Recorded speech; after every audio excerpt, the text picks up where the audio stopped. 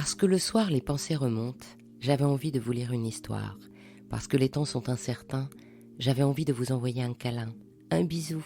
Alors je vous propose le bijou, comme un bisou du soir. Il était une fois les bijoux acrostiches. Qu'est-ce qu'un acrostiche ?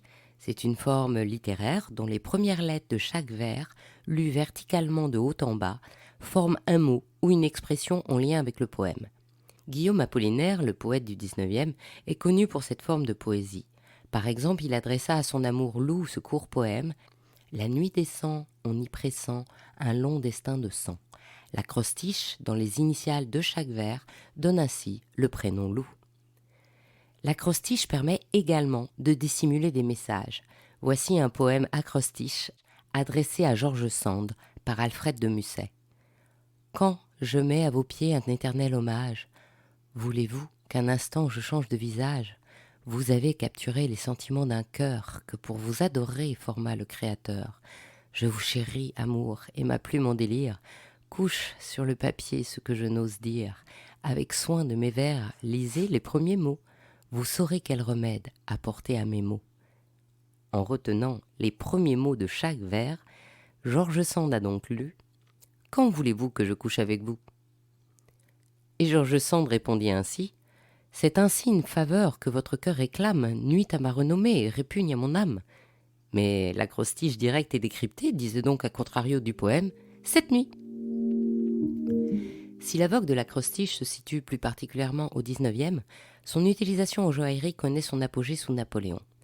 On connaît le caractère passionné de Napoléon, et puisque les réseaux sociaux n'existaient pas, l'art épistolaire devenait sous sa plume particulièrement explicite, surtout quand il écrivait à Joséphine. Le 10 Floréal an 4, c'est-à-dire le 29 avril 1796, « Mon bonheur est que tu sois heureuse, ma joie que tu sois gaie, mon plaisir que tu en aies. Jamais femme ne fut aimée avec plus de dévouement, de feu et de tendresse. » Le 8 Messidor en 4, donc le 26 juin, il trace de son écriture passionnée ces mots brûlants. « Adieu ma bien-aimée, un baiser sur la bouche, un autre sur ton cœur et un autre sur ton petit. » Cet amour ardent, Napoléon l'exprimait également en offrant à Joséphine, puis plus tard à Marie-Louise, des bijoux acrostiches. Un bijou acrostiche se lit en prenant l'initiale de chaque pierre composant le bijou pour décrypter le message. Les mots les plus couramment utilisés étaient regard ou adore, et en anglais, puisque le romantisme s'exprimait aussi de façon cachée chez nos voisins britanniques, le mot dearest, c'est-à-dire le plus chéri, ou love était très utilisé.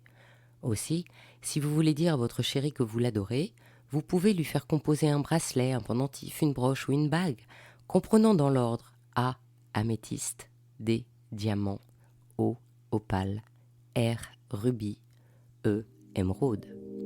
L'intérêt de l'acrostiche joaillier est que c'est un secret que vous seul ou la personne à qui vous l'offrez peut comprendre. Par exemple, Joséphine de Beauharnais fit réaliser 2 bracelets acrostiches qui éplaient le prénom de ses enfants.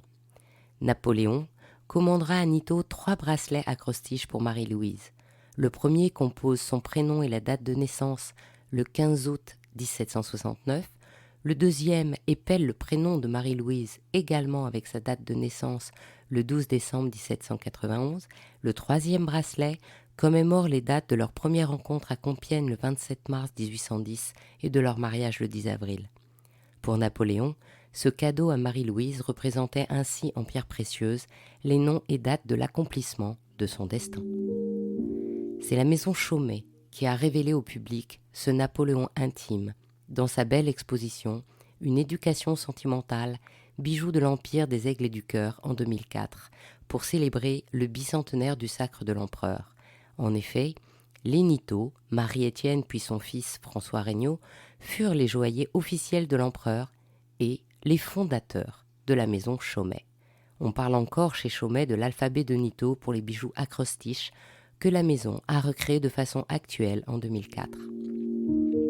Si l'écriture n'est pas votre fort, le site acrosticos.org est un générateur automatique de poésie qui en même temps crée un acrostiche, de sorte que si vous lisez verticalement la première lettre de chaque ligne de la poésie, vous verrez le mot caché que vous avez écrit dans le formulaire. Le site indique néanmoins que les poèmes qu'il génère sont une variation des algorithmes et qu'une machine ne peut jamais surpasser l'imagination des humains. La poésie générée, numériquement, ne sera donc pas une grande œuvre d'art ni digne d'un prix Nobel de littérature. Cependant, comme nous sommes en confinement, vous pourrez aussi demander à un joaillier de créer votre message amoureux en bijoux à offrir après. Amour peut s'épeler améthyste, morganite, opale de feu, uvite et rhodolite. Particulièrement aujourd'hui, prendre le temps de dire nos sentiments à ce que l'on aime devient essentiel. Alors, pourquoi pas en acrostiche-joaillier ? Ainsi se termine cette histoire d'Il était une fois le bijou. Si cette histoire vous a plu, partagez-la autour de vous.